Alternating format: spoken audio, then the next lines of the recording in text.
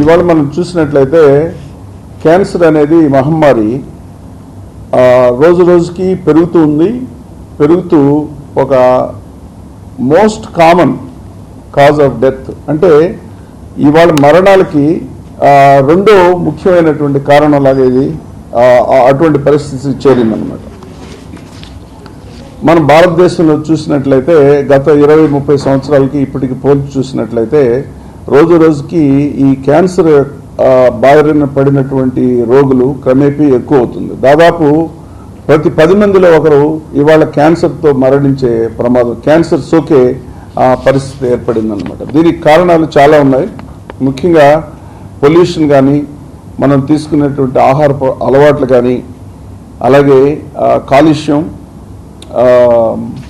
ఇంకా ముఖ్యంగా ఇవాళ ప్రజల జీవన కాలం కూడా చాలా ఎక్కువైంది. ఒకప్పుడు 1950లో చూసినట్లయితే సగటు మనిషి ఆయువు సుమారు 37 సంవత్సరాలు ఉండేది. అది ఇవాళ 68 సంవత్సరాలు చేరింది. కాబట్టి సమాజంలో ఇవాళ వృద్ధుల సంఖ్య ఎక్కువైనప్పుడు సహజంగా వయసు పెరిగే కొద్దీ క్యాన్సర్ ఏర్పడడం కూడా ఎక్కువ అవుతుంటుంది. దానివల్ల క్యాన్సర్ అనేది ఇవాళ చాలా కామన్ అయిపోయింది. ఇంకొక ముఖ్యమైన అంశం ఏంటంటే క్యాన్సర్ చాలా ఖరీదుతో కూడుకున్నటువంటి జబ్బు. అత్యంత ఆధునికమైనటువంటి చికిత్సా విధానాలు ఇవాళ మనకు అందుబాటులో ఉన్నాయి. ముఖ్యంగా ఆధునికమైనటువంటి పరికరాలని ఇతర దేశాల నుంచి మనం ఇంపోర్ట్ చేసుకొని ప్రపంచ దేశాల్లో ఎటువంటి వైద్యం దొరుకుతుందో అది ఇక్కడ కూడా అందుబాటులోకి తీసుకురావడం జరిగింది. అందువల్ల ఈ ఖరీదు అనేది విపరీతంగా వేసి క్యాన్సర్ అనేది ఆ వ్యక్తిని నష్టానికి, ఆ వ్యక్తిని డిస్ట్రాయ్ చేస్తే క్యాన్సర్ ట్రీట్మెంట్ అనేది కుటుంబాలని డిస్ట్రాయ్ చేసే పరిస్థితికి వస్తుంది అనమాట. అందరూ కూడా చాలా మంది అప్పులు చేసి ఉన్నటువంటి ఆస్తులు కోల్పోయే పరిస్థితి ఏర్పడింది. దీన్ని దృష్టిలో ఉంచుకొని బసవతారకం హాస్పిటల్ ఇది నాట్ ఫర్ ప్రాఫిట్, అంటే ఎటువంటి లాభాపేక్ష లేకుండా క్యాన్సర్ బారిన పడినటువంటి రోగుల్ని, ముఖ్యంగా పేద దిగువ మధ్యతరగతి ప్రజలకి ఇది ఒక ముఖ్యమైన కేంద్రంగా ఏర్పడడం జరిగింది. స్వర్గీయ ఎన్టీ రామారావు గారు వారు గొప్ప ఉదాత్తమైనటువంటి ఆలోచనతోటి ఆ రోజు దీన్ని ప్రారంభిస్తే అది ఇవాళ ఒక మహావృక్షంలాగా కావడానికి ఎంతోమంది అమెరికాలో స్థిరపడినటువంటి ప్రవాసాంధ్రులు, ముఖ్యంగా నా పక్కన కూర్చున్నటువంటి డాక్టర్ పోలవరపు తులసి గారు, డాక్టర్ రాఘవరావు గారు, తులసి గారు లేరు కానీ వారు ఎంతో కృషి చేసి వాళ్ళ ఎన్నో కష్టాలకి నష్టాలకి ఓర్చుకొని అక్కడ విరాళాలు సేకరించి ఈ హాస్పిటల్ అనేది ఏర్పడడం జరిగింది. అలాగే చాలామంది కాకతీయ వెంకటేశ్వర గారు కానీ, స్వర్గీయ కోడెల శివప్రసాద్ గారు, వీరందరూ కలిపి ఉదాత్తమైనటువంటి ఆలోచనతో ఈ హాస్పిటల్ ఏర్పరిచి గత 25 సంవత్సరాల నుంచి సక్సెస్ఫుల్గా దీన్ని విజయవంతంగా నడిపించడం జరుగుతుంది. మీరు ఇవాళ చూసినట్లయితే బసవతారకం హాస్పిటల్ క్యాన్సర్ ట్రీట్మెంట్లో అగ్రభాగాన్ని నిలిచింది. భారతదేశంలో మొదటి 2-3 స్థానాల్లో ఉన్నటువంటి పరిస్థితి ఏర్పడింది. ఇక్కడ అత్యంత అధునాతనమైనటువంటి పరికరాలు కానీ, బాగా నిపుణులైనటువంటి వైద్య బృందాల వల్ల అతి తక్కువ ఖరీదులోనే అత్యంత ఆధునికమైన వైద్యం, ఖచ్చితమైనటువంటి వైద్యం, ఎటువంటి లాభాపేక్ష లేకుండా అనవసరమైన పరీక్షలు ఏమి చేయకుండా చేసే పరిస్థితి ఏర్పడడానికి ఈ మహానుభావులు ఆ రోజు ఏర్పరిచిన ఉదాత్తమైనటువంటి ఆలోచనతోటి ఇప్పుడు మా చైర్మన్ శ్రీ నందమూరి బాలకృష్ణ గారు వారు ఎప్పుడు ఈ హాస్పిటల్ గురించి ఆలోచిస్తూ ఉంటారు. అందువల్ల రోజు రోజుకి ఇది దినదినాభివృద్ధి చెందుతూ ఇవాళ ఒక అత్యుత్తమైనటువంటి స్థానాన్ని సంపాదించుకుందని చెప్పడానికి నేను ఎంతో గర్వపడుతున్నాను. అయితే ఇప్పుడు ఈ ప్రపంచ ఆరోగ్య సంస్థ WHO ఈ సంవత్సరం ఈ క్యాన్సర్ గురించి దీనికి ఒక థీమ్ ఇచ్చిందనమాట, యునైటెడ్ బై యునిక్.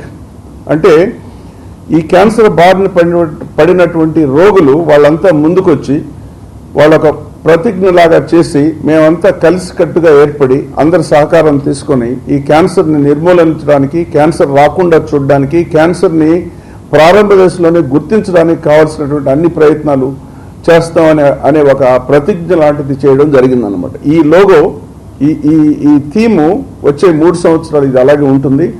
దాన్ని పుణికిపుచ్చుకొని దాంట్లో బసవతారకం హాస్పిటల్ అనేది క్యాన్సర్ కిల్లో అగ్రభాగాన్ని ఉంది కాబట్టి ట్రీట్మెంట్లో మేము దాని మీద ప్రత్యేకమైన శ్రద్ధ తీసుకొని కొన్ని వెసులుబాటు కూడా ఇక్కడ చేయడం జరిగింది. ఉదాహరణకి ఇదే సంవత్సరంలో మాకు ఈ సిల్వర్ జూబ్లీ 25 సంవత్సరాల వార్షికోత్సవం జరుపుకునే అదృష్టం కూడా జరిగింది. కాబట్టి దీన్ని మేము చాలా భారీ ఎత్తున దీన్ని ప్రాముఖ్యమైన అంశంగా గుర్తించి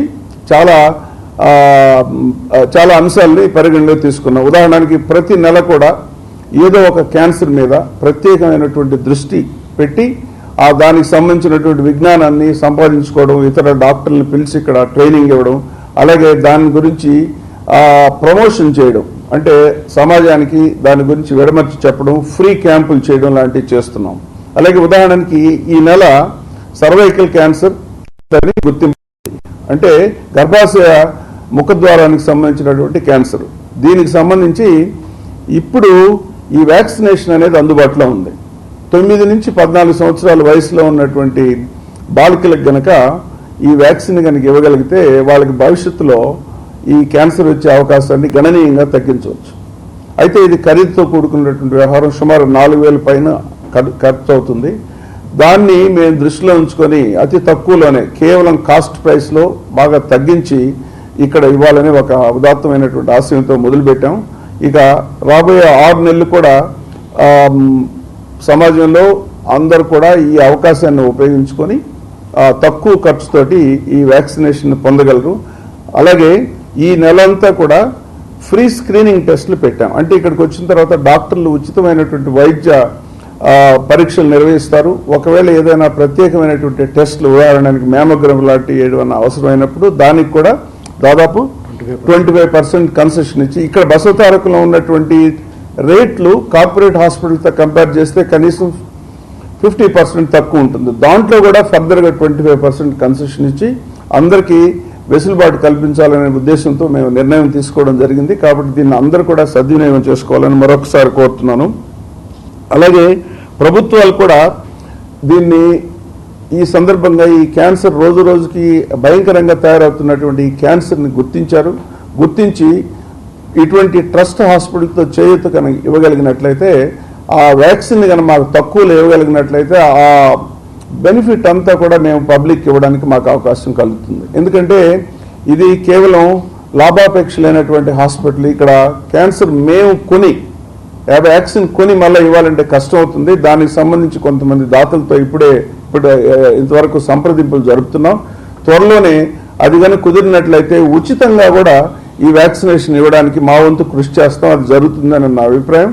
అలా జరిగిన వెంటనే దాన్ని అనౌన్స్ చేసి ఉచితంగా, ముఖ్యంగా బాగా ఆర్థికంగా వెనుకబడిన తరగతులకి, దారిద్ర్య రేఖకు దిగువగా ఉన్న వారందరికి కూడా స్కూళ్ళకి వెళ్ళి, అలాగే బస్తీలకు వెళ్ళి అక్కడ గుర్తించి వారికి ఉచితంగా క్యాన్సర్ వ్యాక్సినేషన్ ఇవ్వాలనే ఒక ఆలోచన కూడా నడుస్తుంది.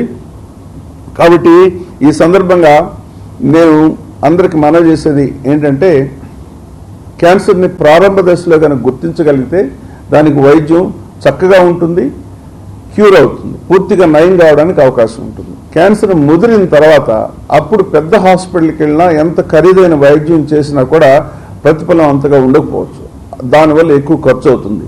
కాబట్టి ఇవాళ రకరకాల సమాచారం అందుబాటులో ఉంది. ఈ సమాచారాన్ని ఉపయోగించుకొని క్యాన్సర్ని ప్రారంభింగ్ టెస్టులు అంటారు. ఉదాహరణకి బ్రెస్ట్ క్యాన్సర్కి మ్యామోగ్రఫీ లాంటిది, అలాగే ప్రాస్టేట్ క్యాన్సర్కి ఒక సెట్ ఆఫ్ టెస్టులు ఉంటాయి. ఆ టెస్టులన్నిటి కూడా 25% మేము తగ్గించి ఆ పరీక్షలు చేసినట్లయితే దాన్ని ప్రారంభ దశలోనే గుర్తించడానికి అవకాశం ఉంటుంది. అలాగే ఈ బసవతారకం హాస్పిటల్ గత 25 సంవత్సరాల నుంచి ఫ్రీ క్యాంపులు నిర్వర్తిస్తూ ఉంటాం. మా దగ్గర 2 ఇందుకోసంగా ప్రత్యేకంగా ఏర్పరిచినటువంటి బస్సులు ఉన్నాయి. ఆ బస్సుల్లో మ్యామోగ్రఫీ, అల్ట్రాసౌండ్, ఎక్స్రే, రిమోట్ ఏరియాస్కి వెళ్ళి, మారుమూల ప్రాంతంలో ఉన్నటువంటి గ్రామాలకు వెళ్ళి అక్కడ ఉన్నటువంటి వాళ్ళందరినీ, రిస్క్ గ్రూపులంతా పరీక్షలు చేసి అక్కడ ఈ టెస్టులు అన్నీ కూడా ఉచితంగా చేసి, అందులో ఎవరినైనా క్యాన్సర్ రోగులను గుర్తించితే వాళ్ళని ఇక్కడికి తీసుకొచ్చి వాళ్ళకి కావాల్సినటువంటి వైద్యం ఉచితంగా చేసే ప్రయత్నం జరుగుతుంది. ఇంతవరకు దాదాపు 2,70,000 మందిని ఒక 1,200 పైచిలకు క్యాంపుల ద్వారా గుర్తించి అక్కడ స్క్రీనింగ్ చేసినటువంటి ఘన చరిత్ర ఈ బసవతారకం హాస్పిటల్కి ఉంది. ఈ ప్రక్రియ, ఈ గొప్ప ఆలోచన ఇలాగే ఇంకా ముందుకు జరుగుతూ ఉంటుంది. దీనికి దాతల సహాయం, మా దగ్గర ఉన్నటువంటి డాక్టర్ల బృందం ఉన్నటువంటి నైపుణ్యం అన్నీ కలిపి కూడా ఇవాళ Basavatarakam is at the four front of cancer care అని చెప్పడానికి ఎంతో గర్విస్తున్నాను. క్యాన్సర్ ట్రీట్మెంట్ అనేది ప్రొలాంగ్ ట్రీట్మెంట్. ఒకసారి మన జ్వరం వచ్చినప్పుడు ఏదో మందు ఇచ్చి పంపించేది కాదు. కొన్ని క్యాన్సర్లు బాగా ప్రారంభ దశలో ఉంటే Q4లో వచ్చినట్లయితే దాన్ని అదుపు చేయడం కూడా కష్టం అవుతుంది. దానివల్ల వచ్చే సైడ్ ఎఫెక్ట్స్ని కొంతవరకు కంట్రోల్ అవుతుంది. కాబట్టి కీ ఏంటంటే, ముఖ్యమైన అంశం ఏంటంటే క్యాన్సర్ని ప్రారంభ దశలో గుర్తించాలి. మీరు అడిగిన గర్భాశయ ముఖద్వారం క్యాన్సర్ని చాలా అర్లీ స్టేజ్లో గుర్తించడానికి ఇవాళ చాలా అందుబాటులో ఉన్నాయి. ఉదాహరణకి 30 సంవత్సరాలు 40 సంవత్సరాలు దాటిన తర్వాత రెగ్యులర్గా స్క్రీనింగ్ ప్యాప్స్మియర్స్ అంటారు. అంటే క్యాన్సర్ ఇంకా భవిష్యత్తులో రాబోయే ముందే కూడా అక్కడ ఉన్నటువంటి మార్పుల్ని గుర్తించడానికి అవకాశం ఉంటుంది. ఆ స్టేజ్లో అయితే చాలా సులభం. కాబట్టి క్యాన్సర్ క్యూర్ అవుతుందా అనే ప్రశ్నకి అవును కాదు రెండు సమాధానాలు. ఇక్కడైతే మనకి బసవతారకం హాస్పిటల్లో గర్భాశయ క్యాన్సర్ కానీ రొమ్ము క్యాన్సర్ కానీ వీటికి సంబంధించి మన దాదాపు హైయెస్ట్ నంబర్, కంట్రీలోనే హైయెస్ట్ నంబర్ పేషెంట్స్ ఇక్కడికి వస్తారు. ముఖ్యంగా గ్రామీణ ప్రాంతాల్లో నుంచి బాగా పేద ప్రజలకి ఇది ఈ హాస్పిటల్ ఒక ఆశాదీపం లాగా ఉంటుంది. అడ్వాన్స్డ్ ఫెసిలిటీస్ ఉన్నాయి. అలాగే ఫ్రీగా కానీ అతి తక్కువ ఖర్చుతో కూడా చేస్తాం. కాబట్టి మనకి ఉభయ తెలుగు రాష్ట్రాల్లోనే కాకుండా పక్కన ఉన్నటువంటి కర్ణాటక, ఒరిస్సా, మధ్యప్రదేశ్, మహారాష్ట్ర నుంచి కూడా మాకు పేషెంట్స్ వస్తూ ఉంటారు ఇక్కడ ఉన్నటువంటి వసతుల్ని గమనించి.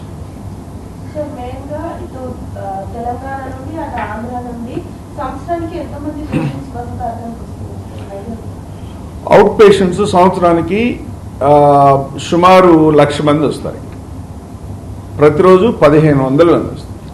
దాంట్లో 40% ఆంధ్రప్రదేశ్ నుంచి వస్తారు, 60% people from here. Admissions 1,00,000, admissions 1,00,000 admissions. Out patient 2,50,000 అనుకుంటారు. Every day Monday to Friday average 1,200 నుంచి 1,500 మంది వస్తారు అవుట్ పేషెంట్ కింద. ఇంపేషెంట్లు 2 రకాలు ఉంటాయి. పూర్తి ఇంపేషెంట్ అంటే అడ్మిట్ అయ్యి 2-3 రోజులు ఉండడం, ఆపరేషన్ లాంటివి చేయడం. ఇవి కాకుండా క్యాన్సర్లో డే కేర్ అడ్మిషన్స్ అని ఉంటాయి. అంటే కీమోథెరపీ మందులు ఇచ్చేటప్పుడు వాళ్ళు వచ్చి అడ్మిట్ అయ్యి ఒక 3-4 గంటల సేపు ఉండి ఆ డాక్టర్లు, నర్సుల ఆధ్వర్యంలో పర్యవేక్షణలో ఆ మందులు ఇస్తారు. ఎందుకంటే కొన్నిసార్లు ఆ మందు ఇచ్చినప్పుడు కాంప్లికేషన్స్ వస్తాయి. కాబట్టి వారానికి ఒకసారి వాళ్ళు అలా రెజ్యూమ్స్ ఉంటాయి. ఆ క్యాన్సర్ని బట్టి, క్యాన్సర్ స్టేజ్ని బట్టి రకరకాల ప్రోగ్రామ్స్ ఉంటాయి. వాళ్ళు వచ్చి ఆ డే కేర్ కింద అడ్మిట్ అవుతారు. అయితే ఇలా వచ్చిన వాళ్ళు, బయట నుంచి వచ్చిన వాళ్ళకి ఇక్కడ ఉండడానికి కూడా మనం వాళ్ళ బంధువులకు కూడా వసతి ఏర్పరచాం ఫ్రీగా.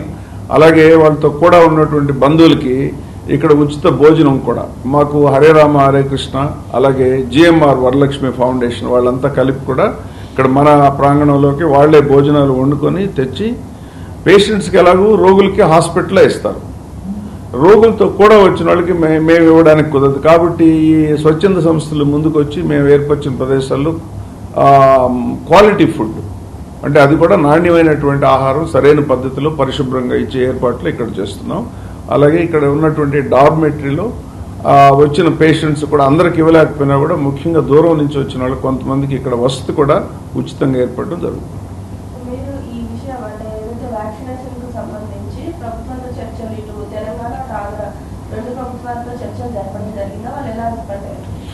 మేము అడుగుతున్నామండి, ప్రభుత్వం దీన్ని భరించంటే ఇది ఖర్చుతో కూడుకున్నది. ఒక్కొక్క డోసు సుమారు 2,000 రూపాయలు 2,000 రూపాయలు అవుతుంది. మామూలుగా 9 నుంచి 14 అయితే 2 డోసులు కావాలి. 14 సంవత్సరాలు దాటిన వాళ్ళకి 3 డోసులు కావాలి. ఈ ఖరీదుని కనుక గవర్నమెంట్ సబ్సిడీ రూపంలోనో తక్కువలో ఇవ్వగలిగితే మేము అలాగే పేషెంట్స్కి ఇస్తున్నాం. ఇప్పుడు మేము తీసుకున్నది ఏంటంటే కేవలం అది తెచ్చి 3,000 రూపీస్కి ఎంత ఖరీదు అవుతుందో ఆ సప్లై చేసే కంపెనీస్ తోటి మాట్లాడుకొని తక్కువ ఖర్చుతో వాళ్ళు ఇస్తున్నారు. దాన్ని యాజ్ ఇట్ ఈస్గా మా హాస్పిటల్ వైపు నుంచి ఎటువంటి ఛార్జీలు రుసుములు లేకుండా, సర్వీస్ ఛార్జెస్ కానీ నర్సింగ్ ఛార్జెస్ ఏమి లేకుండా తెచ్చిన దాంతో ఇవ్వాలనే నిర్ణయం తీసుకున్నాం. ఇవి కాకుండా కొంతమంది, ఉదాహరణకి ఇన్ఫోసిస్ ఫౌండేషన్ వాళ్ళు ముందుకొచ్చి సహాయం చేస్తూ ఉన్నారు. వాళ్ళు ఒక 500 మందికి ఉచితంగా వ్యాక్సినేషన్ కావాల్సినటువంటి ఫండ్స్ వాళ్ళు ఇచ్చినప్పుడు ఎంతవరకు ఇస్తారో మేము పూర్తిగా మా వైపు నుంచి మా సర్వీస్ అంతా కూడా ఫ్రీగా ఇచ్చి చేయడం జరుగుతుంది. అలాగే ఇక్కడ ఉన్నటువంటి స్టాఫ్, ముఖ్యంగా మాకు ఉన్నటువంటి గ్రూప్ డి స్టాఫ్ వాళ్ళ పిల్లలందరికీ కూడా హాస్పిటల్ ఖర్చుతోటి ఫ్రీగా ఉచితంగా ఇస్తున్నాం. ఇలాగే కొన్ని కంపెనీస్, ముఖ్యంగా టొయోటా కంపెనీ వాళ్ళు కూడా సంప్రదింపులు జరుపుతున్నారు. వాళ్ళు ఇచ్చిన ఫండ్స్ ద్వారా కూడా వాళ్ళు చేయూత, మాకు ఎంతమంది దాతలు ముందుకు వచ్చి చేయూత ఇవ్వగలిగితే మేము అంత ఎక్కువ మందికి ఇవ్వగలం. కాబట్టి తప్పనిసరిగా నా సూచన ఏంటంటే అందరు కూడా ఇక్కడ కొన్ని నంబర్స్ ఇస్తాము. ఇక్కడ హాస్పిటల్ని కనుక సంప్రదించగలిగినట్లయితే ఈ ఉచిత ప్రోగ్రాం త్వరలోనే మేము దీని గురించి అనౌన్స్ చేయడం జరుగుతుంది. అనౌన్స్ చేసినప్పుడు దాన్ని వచ్చి ఉపయోగించుకోవాల్సిందిగా నేను కోరుతున్నాను.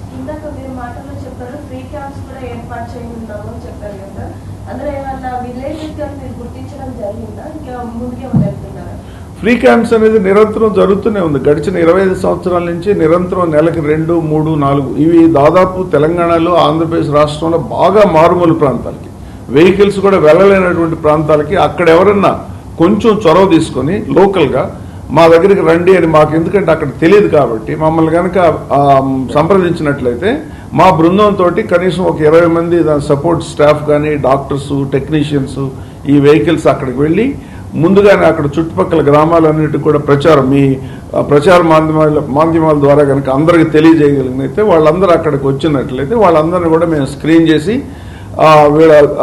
త్వరగా తెలుసుకోవడమే కాకుండా క్యాన్సర్ని ఎలా నివారించవచ్చో అలాగే గుర్తించడానికి వాళ్ళు తీసుకోవాల్సిన చర్యలు ఏంటి. ఉదాహరణకి స్త్రీలు అనుకోండి, స్వయంగా రూముని పరీక్ష చేసుకోవడం, ఏదైనా గడ్డలు లాంటివి ఏమైనా ఉన్నాయో, ఏదైనా ఉంటే ముందుగా గుర్తించడం ఎలాగా, దాన్ని ఏ విధంగా పరీక్ష చేయాలి, అటువంటి కార్యక్రమాలను కూడా అక్కడ మా వీడియో ద్వారా చూపుతున్నాం. భవిష్యత్తులో దాని మీద ఇంకా ఒక యాప్స్ కూడా డెవలప్ చేసి బయట ఎవరికి, ఎందుకంటే ఇవన్నీ ఒక రకంగా సిగ్గుపడతారనమాట, అందరూ కూడా ముందుకు రారు. క్యాన్సర్ అని చూపించుకోవడానికి రావాలంటే పల్లెల్లో ఏమన్నా అనుకుంటారేమోననేది ఒక జంక్ అనమాట. సో అందుకని ఏంటంటే ఈ యాప్స్ కానీ డెవలప్ చేయగలిగితే యాప్స్లో తనే స్వతహాగా ఎవరికి చెప్పుకోకుండా కావాలంటే చూసుకొని అందులో ఏదన్నా లక్షణాలు ఏమైనా కనిపించాయనుకోండి, అప్పుడు నెక్స్ట్ స్టేజ్కి వెళ్ళి పరీక్ష చేయించుకోవడానికి. ఈ రెగ్యులర్ స్క్రీనింగ్ అనేది చాలా ఇంపార్టెంట్. దానికి సంబంధించి ఆర్టిఫిషియల్ ఇంటెలిజెన్స్ను ఉపయోగించుకొని భవిష్యత్తులో దీని మీద ప్రోగ్రామ్స్ చేసి ఇంకా బాగా ముందుకు తీసుకెళ్లాలని ఒక ఆలోచనతో మేము ప్రయత్నం చేస్తున్నాం. కొంతమంది స్వచ్ఛంద సేవా సంస్థలు అలాగే టెక్నికల్